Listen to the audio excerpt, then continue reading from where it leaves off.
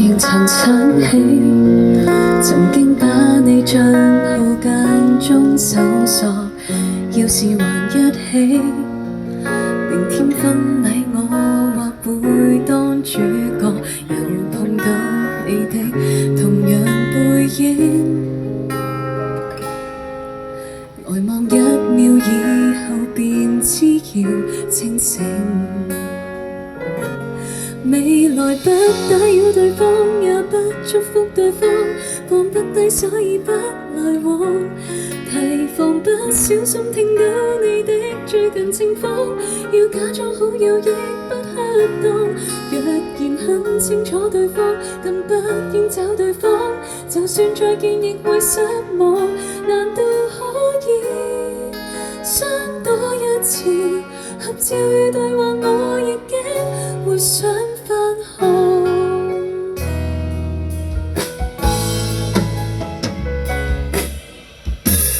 太突然搬走，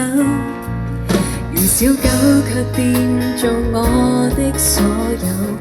確實難挽救，怎掙扎也實在應分手，受夠的痛苦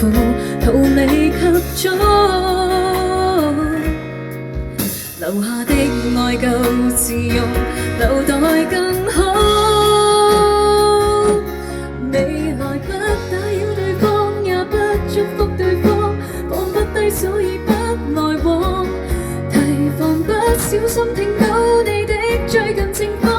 要假裝好友亦不恰當，若然很清楚對方，更不應找對方，就算再見亦會失望，難道可以相多一次，為我要顧慮我自尊，配給何光，明白得到愛不是靠犧牲，難共處難道要纏住你連累一生，未來不打擾對方，也不祝福對方，最好這一世不來往，提防不小心聽到你的最近情況，這種狠心也始終釋放，若